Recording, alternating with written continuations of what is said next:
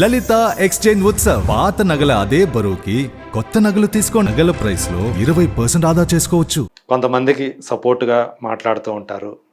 అందులో సమంత ఓకే. సమంత గురించి అప్పుడు ఒక 2 ఏళ్ల క్రితం ఆమెని అంటే అప్పుడు అంటే మీరు తెలిసి ఆ మాటలు అన్నారా, లేకపోతే ఎవరన్నా చెప్తే ఆ మాటలు చెప్పారో నాకైతే తెలియదు.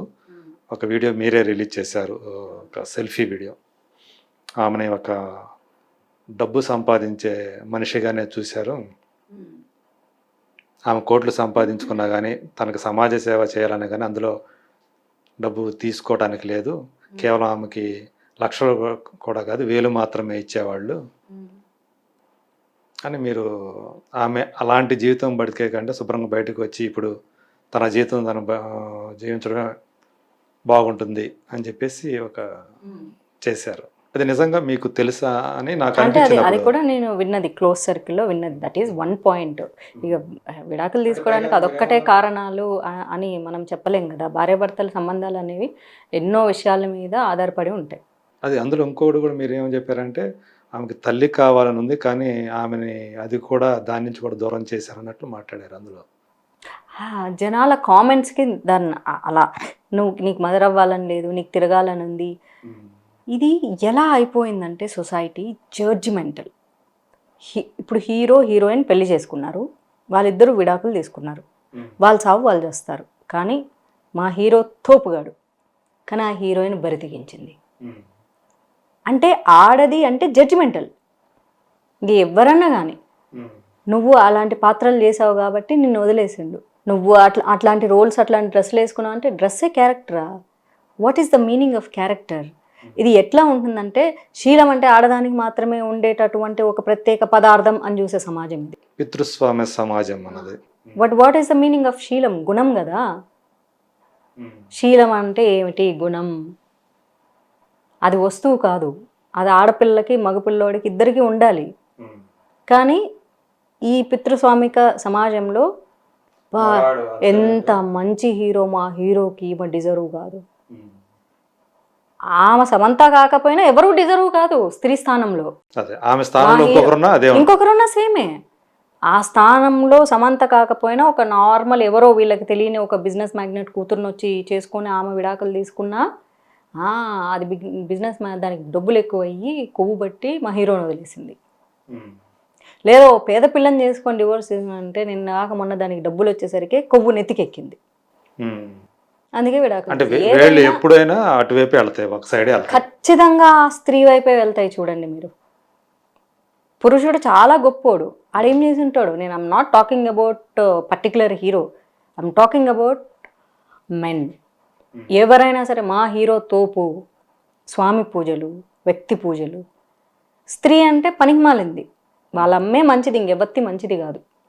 ఒకవేళ వాళ్ళ అమ్మ కనుక వాళ్ళ నాన్న దగ్గర నుంచి కష్టాలు పడేవి, మీకు తెలుసా మా నాన్న ఇన్ని కష్టాలు పెట్టాడు, తాగొచ్చి కొట్టాడు తెలుసా నీకు, నువ్వు మాట్లాడతావు మా అమ్మ గురించి అంటే నీ ఇంట్లోదే కష్టం. మీ అమ్మే మీ అమ్మ, ఇక బయటది ఎవరిది కాదు, అంతే. సో నువ్వు చూడట్లేదు కాబట్టి నువ్వు జడ్జ్ చేస్తావు. ఎన్ని మాటలు అన్నారు ఆ అమ్మాయిని సమంతని. విడాకులు తీసుకున్నదే తన పర్సనల్ విషయం. మళ్ళీ సోషల్ మీడియా ఎంత అంటే సోషల్ మీడియాని మళ్ళీ అంటారు సోషల్ మీడియాని పట్టించుకోవద్దు. సోషల్ మీడియాలో ఏమన్నా ప్రత్యేకమైన ఆత్మలు రోబోటిక్స్ తిరుగుతుంటాయా? మనుషులే కదా. పీపుల్ నాకు నిజంగా అర్థం కారు ఏంటంటే, నువ్వు సోషల్ మీడియాలో వచ్చి ప్రచారం చేస్తాను, జనాల్లోకి వచ్చి చెయ్యి. అరే ఏ కాలంలో ఉన్నారు, ఏ కాలంలో ఆ టెక్నాలజీ వాడుకుంటున్నారు. అప్పటి కాలంలో టెలిఫోన్స్ లేవు కాబట్టి టెలిగ్రామ్లో వాడుకునేవాళ్ళు. తర్వాత టెలిఫోన్స్ వచ్చాయి కాబట్టి టెలిఫోన్స్ ఇంపార్టెంట్ విషయాలకు వాడుకునేవాళ్ళు. తర్వాత సెల్ ఫోన్లు వచ్చాయి, తర్వాత మెసేజ్లు వచ్చాయి, తర్వాత వాట్సాప్లు వచ్చాయి, వాట్సాప్ కాల్స్ వచ్చాయి, వాట్సాప్ వీడియోలు వచ్చాయి. ఇప్పుడు పొద్దుగాల లేచిన దగ్గర నుంచి అందులోనే దూరి దూరి దూరి చచ్చిపోతున్నాము. ఇప్పుడు మన ప్రపంచం అదే అయిపోయింది కదా. అంటే ఏది మనకు అవైలబిలిటీ ఉంటే దాన్ని మనం వాడుకుంటున్నాము. ఒకప్పుడు నిజంగానే ఏదన్నా పెద్దగా అరిచి చెప్పాలంటూ ఒక సభ పెట్టి ఆ సభలో చెబితే తప్ప జనాలకు తెలిసేది కాదు, వేరే ఆప్షన్ లేదు కదా. ఇప్పుడు చెప్పాలంటే సోషల్ మీడియా చాలు కదా, ఎందుకంటే ప్రపంచమే చేతిలో ఉంది కదా. చేతిలో లేని రోజున రోడ్డు మీదకి వెళ్ళి చెప్పాల్సి వచ్చింది. నీకు సమస్య తెలుసుకోవాలంటే నువ్వు రోడ్డు మీదకి రా. ఎందుకు రోడ్డు మీదకి? ఎందుకు?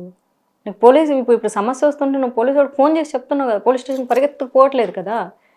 టెక్నాలజీ గ్రో అవుతున్నప్పుడు దాన్ని యూటిలైజ్ చేసుకుంటున్నప్పుడు నెగిటివ్ మైండ్ కూడా పెరుగుతుంది. ఇందులో ప్రజలు ఒక్కటే సమస్య అంటే ఇంటి నుంచి అమ్మా నాన్నలు పిల్లల్ని పట్టించుకోవడం మానేశారు. అక్కడ పేరెంటింగ్ ఇష్యూలు స్టార్ట్ అవుతున్నాయి. విచ్చలవిడిగా వదిలేస్తున్నారు. ఉద్యోగాలు చేసేవాళ్ళు, చెయ్యనోళ్ళు కూడా ఇద్దరూ వదిలేస్తున్నారు పిల్లల్ని.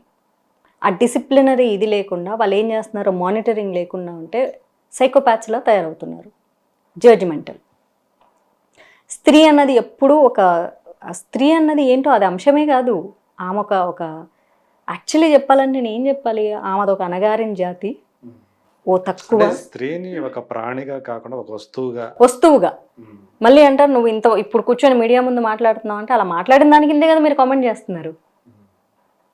ఇది నేను క్రియేట్ చేసుకున్న ఐడెంటిటీ. సింహాల వేటలో జింక పిల్లలాగా ప్రాణాలు కాపాడుకుంటూ పరిగెడుతున్న జీవితం. మీరు జింక పిల్ల, పులి పిల్ల?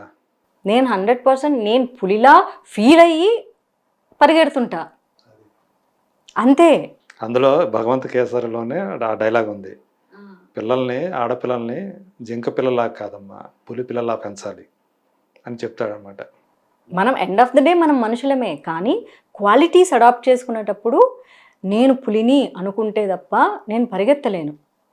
ఇప్పుడు నేను జింకని అనుకుంటే నేను దొరికిపోతాను ఆ సింహాల వేటలో. అమ్మో నేను జింకని, నేను పరిగెడుతుంది జింక, చాలా ఫాస్ట్గా పరిగెడుతుంది, కానీ ఎప్పుడైతే దానికి భయం వేస్తుందో దొరికిపోతుంది. అంటే నాకు అనిపించింది ఏంటంటే సమంతని మీరు 100% సపోర్ట్ చేయటం న్యాయం. ఒక స్త్రీకి ఎందుకంటే ఇంత హేట్రెడ్నెస్ ఒక అమ్మాయిని అంటే ఇప్పుడు సగం సగం విమర్శించారనుకో ఇట్స్ ఓకే. హీరోని హీరో చేసేసి ఈ అమ్మాయి ఒక పనికి మాలిందంటే ఏమీ తప్పు లేదు అస్సలు. తప్పంతా ఏమిదే, బంగారం లాంటి మనిషి. నువ్వు ఆ వెబ్ సిరీస్లో అట్లాంటి సీన్ చేసేవారు, నేను చూసా ఆ వెబ్ సిరీస్, ఎంత బాగుంది అది. The family man. నువ్వు అట్లా టచ్ చేశాడు అట్లా చేశాడంటే మీ ఇట్లాంటి పనికి మళ్ళీ కామెంట్ చేసి ఎదవలే కదా అట్లా టచ్ చేసేది. చూపించారు కదా సినిమాలో, సిరీస్లో. ఏముంది అక్కడ అది అసహ్యమైన సీన్ కూడా కాదు. చాలా అది యాక్చువల్లీ చెప్పాలంటే రక్తం మరిగేటటువంటి సీన్ అది. అసలు ఆ పాత్రలో అసలు ఎటువంటి తప్పు లేదు. అట్లాంటి పాత్ర చేయాలంటే అసలు యాక్చువల్లీ గట్స్ ఉండాలి. ఇవన్నీ హస్బెండ్ ఒప్పుకోడంటే ఆయనకి తెలియదు, ఆయన యాక్టర్ కదా. అంటే బయటకు వచ్చింది అది, ఒకవేళ దానివల్ల అవుతుంది. దానివల్ల నేను కూడా చెప్తున్నాను కదండి, అసలు సినిమాల వల్ల, సినిమా పాత్రల వల్ల సినిమా హీరోయిన్ ఎప్పుడు విడిపోరు. Personal life issues. అంటే నేను మిమ్మల్ని అక్కడ పాయింట్ అవుట్ చేస్తుంది ఒక్క విషయం దగ్గరే, మీరు అంటే ఆమెకి డబ్బులు ఇచ్చేవాళ్ళు కాదు అని తెలిసిన ఆ టాపిక్ అయిపోయింది కదండి, ఎందుకు మళ్ళీ దాన్నే పట్టుకొని పీకుతారు. ఇప్పుడు వాళ్ళిద్దరు విడిపోయి ప్రశాంతంగా ఎవరి జీవితం వాళ్ళు గడుపుతున్నారు. ఇప్పుడు మనకు అవసరమా ఈ టాపిక్? అంటే మీరు సపోర్ట్ చేయటం అనేది నేను 100% ఏకీభవిస్తాను, చెయ్యాలి. కానీ కొన్ని విషయాలు మనం తెలుసుకొని మాట్లాడాలి కదా. అక్కడ తెలుసుకొని మాట్లాడారా లేదా? నాకు తెలిసింది మాట్లాడాను. అంటే అక్కడ మీరు జడ్జి చేశారేమో అని అనిపించింది. జడ్జి కాదు, నాకు తెలిసింది, నేను విన్నది, క్లోజ్గా ఉన్న వాళ్ళు చెప్పింది చెప్పాను. గాలి వార్తలు వినను. ఇప్పుడు మీ పక్కన ఉండి మీతో ట్రావెల్ చేస్తున్నారు అనుకోండి రోజు, ఆయన నాకు చెప్తేనే మీ గురించి నేను నమ్ముతా. ఎందుకంటే మీతో రోజు 10 గంటలు ఉన్న వ్యక్తి చెప్తేనే నమ్ముతా నేను, లేకపోతే నేను నమ్మను. అది ఆ క్లారిటీ కోసమేనండి నేను అడిగింది. అంటే మీ ద్వారా అది బయటకు వచ్చిందంటే, ఆ వీడియో వెళ్ళిపోయిన తర్వాత నేను మళ్ళీ ఫోన్ చేసి అడిగితే బెటర్ ప్లీజ్ వద్దు మాట్లాడొద్దు అన్నారు. అక్కడి నుంచి మీకు అది మీరు రిలీజ్ చేసిన తర్వాత అటువైపు నుంచి కానీ మీకు ఏమైనా కాల్స్ రావటం? ఎవరికి కాల్స్ చెయ్యరండి. మీరు డ్రగ్స్ దొరికాయంటేనే ఎవడు కాల్స్ చెయ్యడు. ఇదొక దీన్ని ఎవడన్నా పట్టించుకుంటాడా మీరు ఒకళ్ళు? కాకపోతే సోషల్ మీడియాలో మాత్రం రాసేవాళ్ళు రాసేస్తూ ఉంటారు. అది అంతే. నేను చెప్పాలనుకుంది నేను చెప్పా. తర్వాత కూడా అనుకోకుండా కోపంలో చెప్పేశానంటే చెప్పకుండా ఉండాల్సింది కదా, ఇంకా చెప్పొద్దులే అన్నారు. ఆ తర్వాత మాట్లాడలేదు నేను. ఇక్కడ చెప్పాలంటే టు బీ ఆనెస్ట్లీ నేను ఒక మాట చెప్తాను, యువత కంటే కూడా 40 దాటిన వాళ్ళే అమ్మాయిల విషయంలో చాలా ఎక్కువ తప్పులు చేస్తారు. యువత అట్లీస్ట్ భయపడతారు. అమ్మో అమ్మాయిని ఏమన్నా అంటే మళ్ళీ కొట్టేస్తారేమో, తిట్టేస్తారేమో, ఆర్డర్ నువ్వు అంటారేమో, కొంచెం ఆ జంకు అన్న ఉంటుంది అబ్బాయిలకి. ఎందుకంటే అది నేను అబ్జర్వ్ చేశాను. నేను కాలేజ్కి వెళ్ళే రోజుల దగ్గర నుంచి అబ్బాయిలు దూరం నుంచి లైన్ కొడితే అంకుల్స్ అనే వాళ్ళు వచ్చి రుద్ది వెళ్తారు. ఈ సూపర్ మార్కెట్కి వెళ్ళినప్పుడు నేను ఐ ఎక్స్పీరియన్స్డ్ పర్సనల్లీ. లేదా దారిలో ఇలా నడుచుకుంటూ నేను కాలేజ్ నుంచి ఇంటికి వస్తుంటే మామూలుగా మనం ఇట్లా పట్టుకొని బుక్లు వెళ్ళిపోతూ ఉంటాం కదా, అలా రుద్దుకొని వెళ్తారు. ఇలా చూస్తే అంకుల్ ఉంటాడు. అబ్బాయిలు అనే వాళ్ళు అంత డేర్ చేయరు. అప్పుడే నాకు అర్థమైంది, అబ్బాయిలు అనే వాళ్ళు డేర్ చేయరు. అలా అంత దూరం నుంచి అన్న వాళ్ళు చూసుకుంటూ వెళ్తారు. ఏదో కావాలంటే బైక్ వేసుకొని వెళ్ళి 2-3 సార్లు రౌండ్లు కొట్టి అలా అన్నా వెళ్తారు వాళ్ళు. But these fellows middle age crisis అంటారంట దీన్ని. అంటే మనల్ని ఎవరు అనర్లే, మన వయసుని బట్టి ఎవరు అనరు. ఫస్ట్ ఆఫ్ ఆల్ సైకలాజికల్గా వాళ్ళకి మిడిల్ ఏజ్ క్రైసిస్లో ఉంటారు. ఆ క్రైసిస్ని వాళ్ళు ఎలా దాన్ని తీర్చుకోవాలో తెలియక ఇలాంటి ఒక పనులు చేస్తూ ఉంటారు. బస్సులో అవ్వచ్చు, రోడ్లో అవ్వచ్చు, సూపర్ మార్కెట్లో. నేను హైదరాబాద్లో కూడా సూపర్ మార్కెట్కి వెళ్తే అలా రుద్దుకొని వెళ్తారు. అక్కడ చూస్తే అంత స్పేస్ ఉంటుంది. మీరు కూడా కొంచెం కన్ఫ్యూజ్ అవుతారు కూడా, అసలు ఏం జరిగింది. వాళ్ళు మళ్ళీ ఏమీ తెలియనట్లు చాలా అమాయకంగా ర్యాకులు చూసుకుంటూ వెళ్తుంటారు. సో అలా మళ్ళీ 1-2 సార్లు చేస్తారు. రెండోసారి చేసిన నేను ప్రతిసారి పిలిచి చెప్పి, ఎక్స్క్యూజ్ మీ, అక్కడ చాలా స్థలం ఉంది, అటు వెళ్ళు, ఓకే, నువ్వు రుద్దకు, ఇంకోసారి ఏది జరిగిందనుకో వేరేగా ఉంటుంది. ఇంకంతే, ఇంకా సైలెంట్ అయిపోయి వేరే చూసుకొని వేరే వాళ్ళ దగ్గరికి వెళ్ళిపోతారు. దాంతోపాటు అంటే అసలు నేను నోట్తో నేను చెప్పలేను, కానీ ఐ హ్యావ్ సీన్. ఇప్పుడు ఒక్కసారి నా సోషల్ మీడియాలోనే నేను పెట్టుకుంటాను. అక్కడైతే నేను ఎందుకంటే నేను ఒక్కదాన్నే ఉంటాను కాబట్టి నేను కొంచెం మంచిగా ఎక్స్ప్లోర్ చేయగలను. కొన్ని సందర్భాలలో దాన్ని ఎగ్జాక్ట్ ఆ వర్డ్ని కూడా తెలుగులో అయితే ఏమంటారు నాకు నిజంగా తెలియదు. ఇంగ్లీష్లో చెప్పండి. ఇంగ్లీష్లో కూడా దాన్ని ఏమంటారో తెలియదు. నా ఫ్రెండ్స్ని అడిగి కొంచెం మంచి టెర్మినాలజీ వర్డ్ దాన్ని తీసుకొని నేను చెప్పగలను నిజంగా. అంటే మీరు ఇంగ్లీష్లో చెప్తే నేను దాన్ని తెలుగు నేను ట్రాన్స్లేట్ అది చేస్తాను. చేయలేరు మీరు. ఓకే. అంటే అది నిజంగా అంటే ఎంత దారుణం అంటే దట్ వాజ్ మై ఎక్స్పీరియన్స్. ఇది నేను నా ఫ్రెండ్స్ దగ్గర షేర్ చేసుకుంటే అమ్మాయిలు, నాకు కూడా ఇట్లా జరిగింది తెలుసా అంటే, ఇది ఆడపిల్లలు బయటికి చెప్పుకోలేరు. కొంతమంది మేబీ సైకిక్ నేచర్స్ అనుకుంటా. ఈ అమ్మాయిలు అలా ఒంటరిగా అలా ఉన్నప్పుడు వచ్చి వాళ్ళు ఆ ప్యాంట్ ఇప్పేసి వాళ్ళ పని ఏదో వాళ్ళు చేసేసి, అది ఎందుకు చేస్తారో అది అర్థం కాదు. చాలా అంటే చాలా ఆక్వర్డ్ థింగ్ అది. నేను ట్రైన్లో వెళ్ళేటప్పుడు జరిగింది నా ఎక్స్పీరియన్స్. మేము కాలేజ్ చదువుకునేటప్పుడు జరిగింది. ఆఖరికి నేను 2 సినిమాలు చేసిన తర్వాత నేను ఫోన్ మాట్లాడుతున్నా. హీరోయిన్ అక్ష ఉండేది. అక్షతో ఫోన్ మాట్లాడుతూ బాల్కనీలో తిరుగుతున్నా. ఫస్ట్ ఫ్లోర్ మాది. అలా ఇలా తిరుగుతుంటే కింద కారు కారు పోతుంది, వస్తుంది, కారు పోతుంది. ఎందుకు ఇట్లా తిరుగుతుందని చూసుకుని మాట్లాడుతున్నాను. ఆడ కార్ స్టాప్ చేసేసి స్టార్టెడ్ డూయింగ్ సంథింగ్. ఇటు చూస్తే మా ఇంటి ఎదురుగా వేరే లేడీస్ హాస్టల్ ఉంది. వాళ్ళైతే పరిగెత్తుకెళ్ళి డోర్లు వేసుకుంటున్నారు. ఈ అమ్మాయిలు ఎందుకు డోర్లు వేసుకుంటున్నారు? మా ఫస్ట్ ఫ్లోర్లో ఉన్న అమ్మాయిలు. కింద చూస్తే నేను కూడా వెళ్ళి డోర్ వేసుకొని, and I was telling to Aksha I've seen something this kind of guys అంటే, oh my god, you also got this experience, even I've got the same experience. అది ఒక అమ్మాయి ఇంకొక అమ్మాయికి షేర్ చేసుకుంటేనే వాళ్ళ లైఫ్లో ఎప్పుడెప్పుడు ఎలాంటి సంఘటనలు జరిగినాయి అన్నవి మాత్రమే అది అమ్మాయిలే వచ్చి చెప్పుకోగలరు తప్ప అది బయటకు చెప్పుకోలేరు.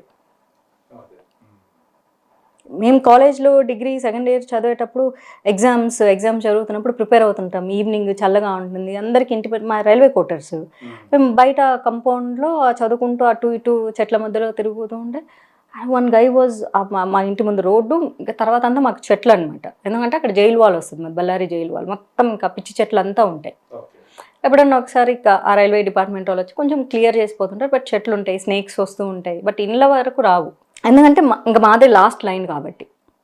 ఈవినింగ్ అమ్మాయిలు మా కాలనీలో మొత్తం 4 అమ్మాయిలు ఉన్నారు. 4 అందరికి ఒకటే టైం, అందరూ డిగ్రీనే చదువుతున్నారు. డిఫరెంట్ గ్రూప్స్ అందరూ కంపౌండ్లోకి వచ్చి చదువుకుంటున్నారు. రైల్వే క్వార్టర్స్ ఎలా ఉంటాయి, ఒక ఇండిపెండెంట్ హౌస్, దానికి ఒక కంపౌండ్, ఇంటి బయట చెట్లు, బాగుంటుంది, ఒక కూల్ అట్మాస్ఫియర్. ఇలా చదువుకుంటూ చూస్తాం కదా, హే అని చెప్పేసి వచ్చి ఈవినింగ్ డోర్ వేసేసిన. మా మదర్ వచ్చి, హే ఏమిది ఈ టైంలో డోర్ వేస్తాం, మనకు ఉంటుంది కదా, మనకి ఇండిపెండెంట్ అపార్ట్మెంట్లు అంటే మనం ఎప్పుడు డోర్లు వేసుకునే లైఫే. ఇండిపెండెంట్ హౌస్లకి ఏంటంటే మనం డోర్ వేసుకుంటే ఏంటి అసలు సందేవేళ డోర్ వేస్తావు, ఇట్లాంటి ఇవి ఉంటాయి. ఏం చెప్పాలి మా అమ్మకి, ఏం చెప్పాలో తెలియదు. ఏం లేదు ఊరికే అని చెప్పేసి లోపలికి వచ్చేసి ల్యాండ్ లైన్ నుంచి ఫోన్ చేసి, ల్యాండ్ లైన్ ఫోన్ చేసి అదే మా మా థర్డ్ హౌస్ అమ్మాయికి తనకి ఫోన్ చేసి యూనో వాట్ ఇలా జరుగుతుంది ఇక ఇంటి బయట అక్కడంటే మాధవి ఇప్పుడు మా ఇంటి దగ్గరకు వచ్చారు, నేను కూడా లోపలికి వచ్చా, అందుకే ఫోన్ ఎత్తా, లేకపోతే బయట ఉన్నా కదా ఇప్పటిదాకా చదువుకుంటూ. వీళ్ళందరినీ అంటే దీన్ని ఎగ్జాక్ట్గా దీన్ని తెలుగులో ఏం చెప్తారో తెలియదు, యాక్షన్సే చెప్పగలం కానీ ఇంత సైకోపాత్ నేచర్స్ ఇవన్నీ కూడా యాక్చువల్లీ సొసైటీలోకి వచ్చి మాట్లాడితే ఇన్స్టాగ్రామ్ మెసేజ్ నిజంగా నేను పెడితే ఇన్స్టాగ్రామ్ మెసేజ్లోకి నాకు ఎంతమంది అమ్మాయిలు మెసేజ్ పెడతారో నేను లెక్క పెట్టాను. అక్క నా లైఫ్లో ఇట్లా జరిగింది, అవును నా లైఫ్లో ఇలా జరిగింది అని మెసేజ్లు పెట్టే అమ్మాయిలు ఇంతమంది ఉంటారు. నేను ఎప్పుడన్నా ఏదైనా సందర్భం గురించి మాట్లాడితే ఇన్బాక్స్లోకి వచ్చి చాలామంది అమ్మాయిలు మెసేజ్ పెడతారు, మా లైఫ్లో కూడా ఇలానే ఉంది,